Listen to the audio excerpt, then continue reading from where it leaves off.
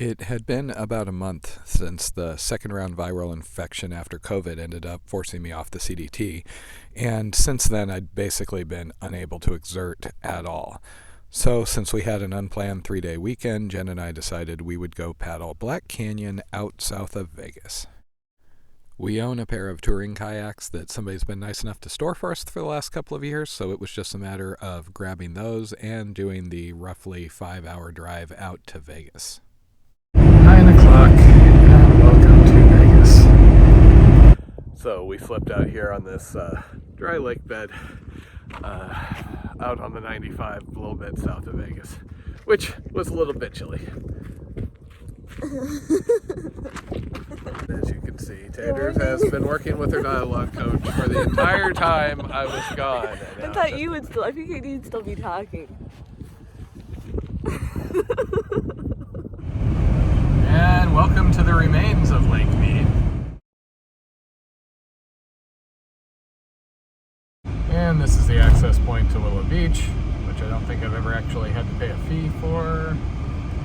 So while you might think that you could just come out here and camp, this is actually a protected and patrolled area. So here we are, back out, all alone in the wild, just us and like 30 other people.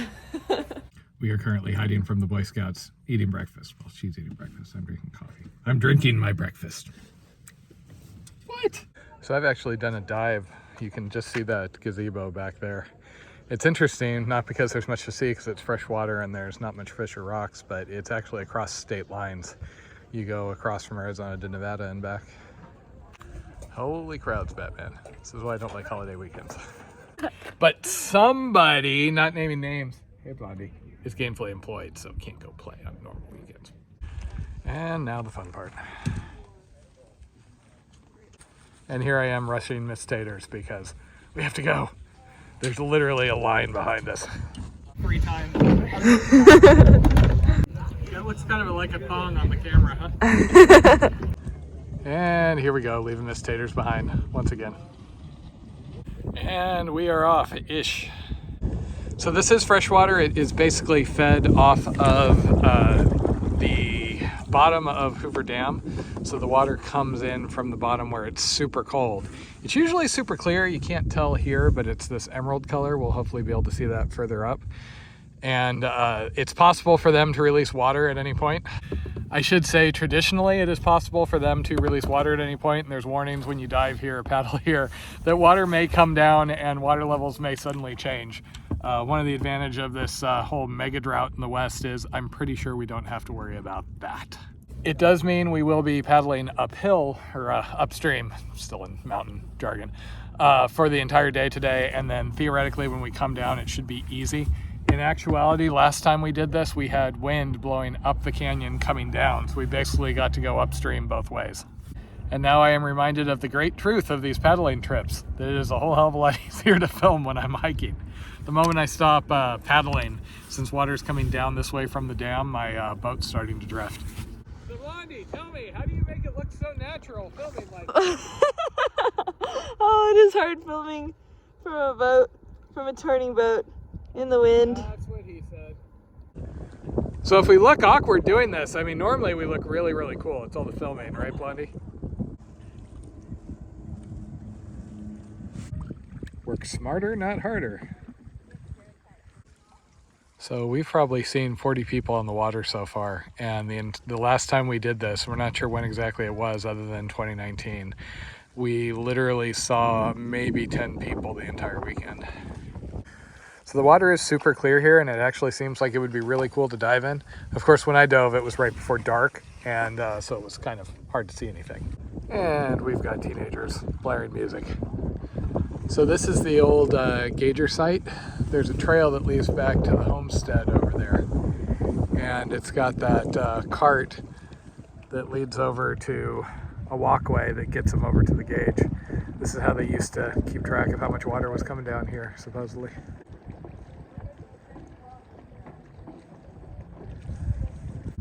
So basically, in the olden days, they had a hike on a cliff and then 2 of those carts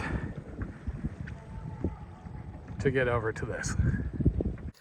I like it. It's little logo. Yeah, I like that it gives a koala hug. So I was just commenting how happy it is out here.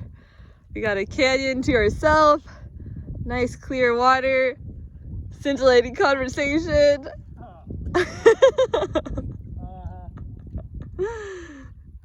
And Matt's green. I'm liking the green. Oh my gosh, look at he's got his green dry bag on top of his green boat. I used to have a green jacket before that wore out. No, the paddles don't come in green, but the hand things do. Looking good. So part of why we are looking at doing a canoe for the Mississippi is getting in and out of these is not the most trivial operation. You should see me doing it. Also, since I have to load cargo on the front like this, that tends to make me a little wobbly.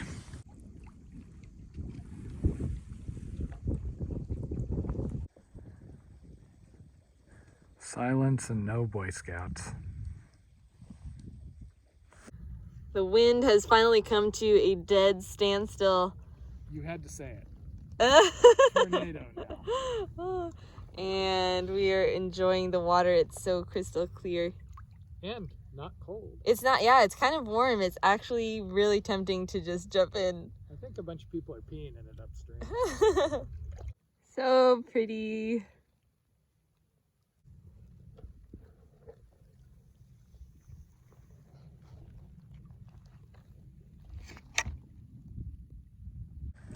And we just had a flotilla show up. Ever feel like you're going the wrong way down the freeway, Jen? So we talked to them. Apparently this is a scout group of 60 people. So we think that Arizona Beach is going to be very busy because there is another large, like 30+ scout group coming up from the south. But yeah, so they started at the top and they're going down. We started at the bottom, we're going up, and then we're going to go back down. We found this little cove. So we think we got a cozy spot for tonight, tomorrow night. So we've done about 9.5 miles in about 5 hours, and we are about to lose the sun. Our best guess is everybody, their brother, mother, and in-laws are going to stay at Arizona Hot Springs. So I think that's going to be like, I'm not sure there is enough space on the beach for them to get all the boats that are headed that way up there. Holiday weekends. It's not even 4 o'clock, and I'm not quite ready to stop paddling yet. Especially the last hour since the wind died down has been really magical. But we are going to be losing the sun shortly, and once the sun goes down, it's going to get cold fast.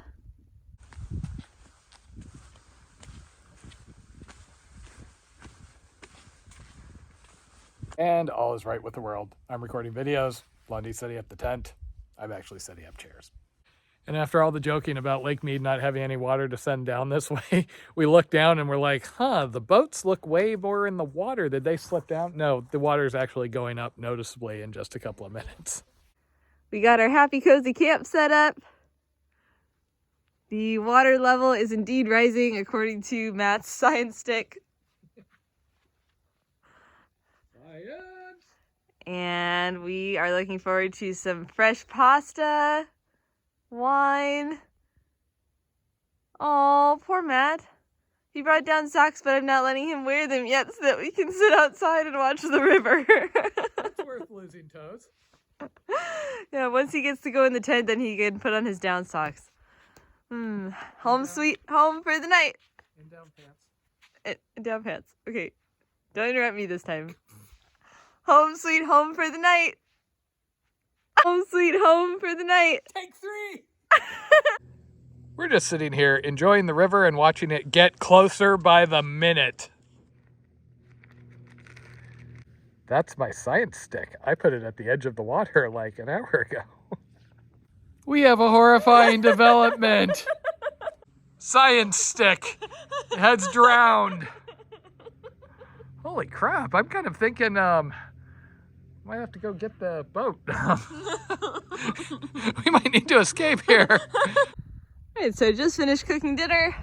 Not only has the science stick drowned, but we have had to move the boats up pretty much to where the tent is. We're not quite thinking about packing up yet, but if it comes much higher, I'm going up there. So apparently they were lying when they said Lake Mead didn't have any water. Taters is currently scouting to see if there's higher ground we can retreat to if this keeps coming up. So we've decided if the water reaches the fuel can, then we are going to retreat because our tent is right back there. And I think we are probably retreating.